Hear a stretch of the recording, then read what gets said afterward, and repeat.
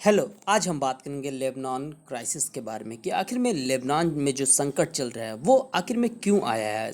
ये संकट और वहाँ की आर्थिक स्थिति है वो इतनी बुरी क्यों हो गई और वहाँ के लोग अपने सरकार के खिलाफ सड़क पर क्यों उतर रहे हैं। और मैं हूँ राजकमल, तो चलिए इस वीडियो को स्टार्ट करते हैं। तो यहाँ पर लेबनान में देखा जा रहा है कि पिछले कई महीनों से और पिछले 2-3 सालों से वहाँ के जो जनता है अपने सरकार के खिलाफ लगातार सड़कों पर उतर रही है और बोल रही है कि आप ऐसी सिचुएशन क्यों बना रहे हैं। क्योंकि अगर आप पिछले 3-4 सालों में देखें तो वहाँ पर 3-4 प्रधानमंत्री चेंज हो चुके हैं। फिर से वहाँ की जो पॉलिटिकल कंडीशन है वहाँ पर रस्साकसी बनी हुई है, क्योंकि वहाँ पर प्रधानमंत्री जो हैं वो अस्थाई सरकार नहीं दे पा रहे हैं। राष्ट्रपति प्रधानमंत्री में कॉन्स्टिट्यूशनल बहुत सारी चीज़ों को लेकर विवाद हो रहा है। फिर स्पीकर ऑफ द पार्लियामेंट वहाँ पर जो भी है उसको लेकर प्रॉब्लम हो जा रहा है। तो आखिर में ऐसा क्यों है और अंत में वहाँ की जनता को भुगतना पड़ रहा है, क्योंकि वहाँ पर प्राइसेस हाई हो चुके हैं। वहाँ की कमोडिटी का जो फूड प्राइसेस है वहाँ की बहुत ज़्यादा हाई हो चुके हैं।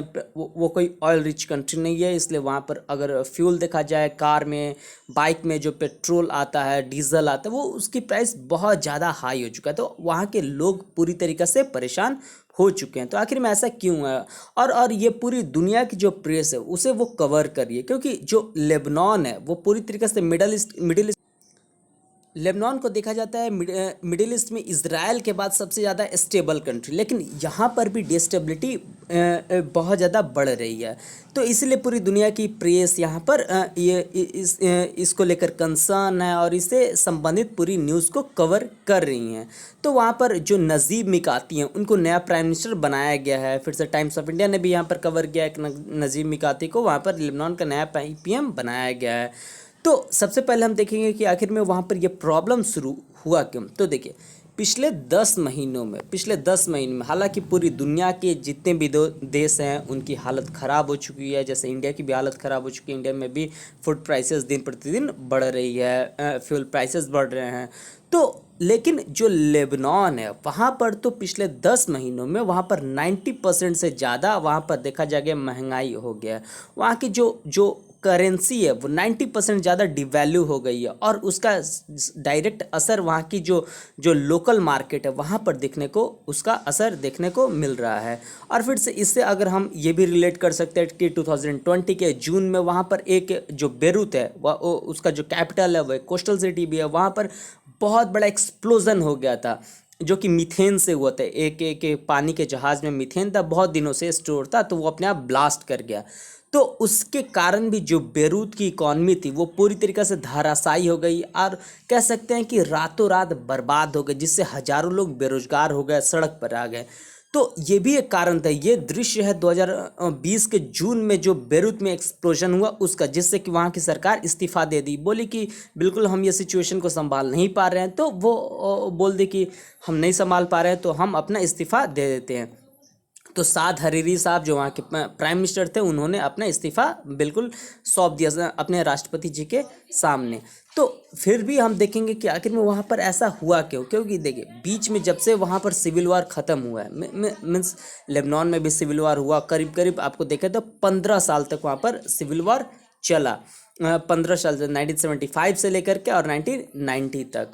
तो काफ़ी भयानक सिविल वार था, खूनी सिविल वार था, जिस पर से अगर देखें तो पूरे मिडिल ईस्ट के जो प्लेयर्स है, बड़े बड़े प्लेयर जैसे यूएई हो गया, सऊदी अरबिया हो गया, ईरान हो गया, सीरिया हो गया, इज़राइल हो गया, तो ये लोग अपना अपना इंटरवेंशन किए लेबनान में, अपना अपना इंटरेस्ट देखे, जिससे वहाँ पर हज़ारों लोग की जान चली गई। तो वहाँ पर इसलिए वहाँ पर सिविल वार भी हो क्योंकि वो पूरी तरीक़े से इथनिक डाइवर्स कंट्री है और रिलीजियसली भी डाइवर्स कंट्री है। जैसे कि अगर हम देखें, जैसे कि वहाँ के प्रेसिडेंट साहब जो थे, तो प्रेसिडेंट साहब वहाँ के हरदम क्रिश्चियंस बनते हैं, क्योंकि क्रिश्चियन होते हैं, क्योंकि वहाँ पर अच्छी खासी तादाद, अच्छी खासी संख्या वहाँ पर क्रिश्चियंस की है। इसलिए वहाँ के अगर आप प्रेसिडेंट देखेंगे, वहाँ के कॉन्स्टिट्यूशन जब से बना है तो वहाँ के प्रेसिडेंट हमेशा क्रिश्चियन ही बनते हैं। जैसे वहाँ के अभी तत्कालीन जो कि वर्तमान वहाँ के प्रेसिडेंट हैं माइकल ओवन साहब, तो माइकल ओवन साहब एक क्रिश्चियन है। तो और फिर से वहाँ पर अच्छी खासी तादाद जो है सुन्नी मुसलमानों की भी है, तो इसलिए वहाँ पर हमेशा प्राइम मिनिस्टर जो होते हैं वो एक सुन्नी मुसलमान होते हैं। ऐसे अभी वहाँ के हसन दियाब साहब है जो कि एक सुन्नी हैं। फिर से वहाँ पर अच्छी खासी तादाद आपको सिया मुस्लिम की भी मिलेगी। जो सिया लोग होते हैं मुस्लिम फेथ में उनकी भी अच्छी खासी संख्या है। तो जो सिया लोग हैं, जैसे प्राइम मिनिस्टर तो चला गया सुन्नियों के पास और प्रेसिडेंट चला गया क्रिश्चियंस के पास, तो आखिर में सिया लोग हैं, इनको भी तो कुछ मिलना चाहिए ना। तो इनको मिला speaker of the parliament of Lebanon का पोस्ट। तो अभी है नाबीब बेरी साहब, तो इनको दे दिया गया कि आप स्पीकर बन जाइए। तो ये लोग जो है अच्छा से बांट दिया गया है कि प्रेसिडेंट हमेशा कोई बनेगा तो क्रिश्चियन ही बनेगा, प्राइम मिनिस्टर कोई बनेगा तो सुन्नी ही बनेगा, और सिया कोई बने और स्पीकर कोई बनेगा पार्लियामेंट का तो वो सिया ही बनेगा। इसलिए अब सिविल वार जो भी हुआ तो उसको देखकर अच्छी खासी ट्रीटी बनाई गई, कॉन्स्टिट्यूशन में वहाँ के अमेंडमेंट की गई और दी गई कि आखिर में फ्यूचर वहाँ पर कन्फ्लिक्ट जो कि सिविल वार का रूप ले रही है उसको रोका जाए। इसलिए वहाँ पर अच्छा खासा दिया गया, क्योंकि वहाँ के अगर रिलीजन पर अगर आप ध्यान देंगे तो वहाँ के रिलीजन में अगर आप देखेंगे टोटली अगर आप सिया को और सुन्नी को मिला दे तो वहाँ के रिलीजन 61.1% लोग इस्लाम फेथ को बिलोंग करता है, क्रिश्चियनिटी 33.7 और ड्रूज 5.2%। इसलिए अगर आप अच्छा से CIA वर्ल्ड फैक्ट बुक 2020 में जाएं तो वहाँ पर आप देखेंगे कि मुस्लिम फेथ के लोग जो 61.1% जो होता है, इसमें से 30.6 लोग होता है वो सुन्नी होता है, मीन सुन्नी मुस्लिम को बिलोंग करता है, और 30.5% लोग सिया मुसलमान को बिलोंग करता है। इसलिए आप लेबनान को ऐसे नहीं बोल सकते कि वो एक इस्लामिक कंट्री है, ऐसा नहीं है, क्योंकि वहाँ पर अच्छी खासी तादाद क्रिश्चियंस की भी है, क्योंकि क्रिश्चियंस जो है वहाँ पर 33.7% भी है। हालांकि क्रिश्चियंस में भी काफ़ी ज़्यादा डिवाइड है, जैसे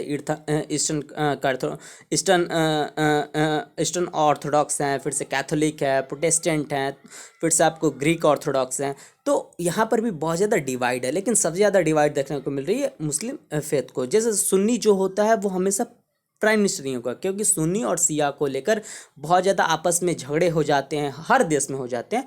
तो यहाँ पर आपको बना दिया गया, कॉन्स्टिट्यूशन में अमेंडमेंट करके जोड़ दिया गया है कि आप हमेशा प्राइम मिनिस्टर बनिएगा और आप हमेशा स्पीकर ऑफ द पार्लियामेंट बनिएगा, जिससे कि वहाँ पर कोई ज़्यादा प्रॉब्लम न आए। हालांकि वहाँ पर जो माइनॉरिटी भी रहते, जैसे ड्रूज 5.2% लोग रहते हैं, जूस भी रहते हैं, हिंदूज भी रहते हैं, बुद्धिस्ट भी रहते हैं और बहाइज भी रहते हैं, और कुछ कुछ जोरोएस्ट्रियन मीन्स पारसी लोग भी वहाँ पर रहता है। अगर अब हम वहाँ के लोकेशंस के बारे में चलेंगे तो लोकेशन लेबनान जो है वो एक मिडिल ईस्टर्न कंट्री है। हालांकि ये ज़्यादा बड़ा देश नहीं है, 10,000 स्क्वायर किलोमीटर ही इस कंट्री का पूरा एरिया है। इसका ये अपने नेबरिंग स्टेट्स हैं, जैसे इसके सीरिया है, फिर से इजराइल है, और इसके वेस्टर्न बॉर्डर में मेडिटेरेनियन सी आ जाता है, और इसका जो कैपिटल सिटी है वो एक कोस्टल सिटी है, जैसे कि बेरूत। तो उसके बाद से अगर हम बड़े मैप में देख लेंगे तो ये जिसको मैं इंसर्कल कर रहा हूँ इसको पूरा मिडिल ईस्ट कहा जाता है। हालांकि पाकिस्तान और अफगानिस्तान मिडिल ईस्ट में नहीं आता इसको। हाँ, तो इसमें आप देखेंगे कि देखिए मैं ऐसा बोल रहा हूँ कि जो लेबनान में है वहाँ लेबनान की जो पॉलिटिकल पावर है, पॉलिटिकल स्ट्रक्चर है, पोजीशन है, उसको 3 पार्ट में डिवाइड इसलिए किया गया है क्योंकि इस एरिया में अगर आप देखें तो सिया का सबसे बड़ा प्लेयर आपको ईरान मिलेगा, फिर से सीरिया मिलेगा। उसके बाद से अगर आप सुन्नियों का सबसे बड़ा प्लेयर आप देखिएगा तो वो सऊदी अरबिया मिलेगा, फिर से UAE मिलेगा। और अगर क्रिश्चियंस की बात करें तो हालांकि इस एरिया में कोई बहुत ज़्यादा क्रिश्चियन मेजॉरिटी कंट्री है नहीं, लेकिन क्रिश्चियन यहाँ पर अच्छी खासी तादाद में आता है। अगर आप उनको अगर प्रॉपर प्लेस नहीं दीजिएगा तो आपके देश में एक नया टेंशन की स्टार्ट हो जाएगी। तो इसलिए उनको भी एक अच्छा प्लेस दिया गया, क्योंकि अगर आप जैसे ही ऊपर जाएगा तो ये पूरा क्रिश्चियन स्टेट का ही समूह आपको दिखेगा। पूरा यूरोप का आप क्रिश्चियन एम्पायर बोल सकते हैं, क्रिश्चियन स्टेट बोल सकते हैं। हालांकि इनका अपना रिलीजन, स्टेट रिलीजन हो जाता है, हर कंट्री का अपना अपना रिलीजन हो जाता है। जैसे इंग्लैंड का चर्च ऑफ इंग्लैंड है, तो ये लोग एक क्रिश्चियन एम्पायर बनाता है। तो हर एक इथनिक कम्युनिटी को उसकी पोजीशन देना बहुत ज़रूरी है। तो अब उसके हम कुछ बेसिक स्ट्रक्चर, बेसिक फैक्ट्स के बारे में बात कर लेते हैं लेबनान के। तो उसकी कैपिटल सिटी मैंने आपको बता चुका हूँ कि बेरूत है, फिर से उसका टोटल एरिया 10,400 स्क्वायर किलोमीटर है। ये ज़्यादा बड़ा नहीं है कंट्री, ये हमारे अगर इंडियन स्टेट से कंपेयर करें तो गोवा के बराबर है।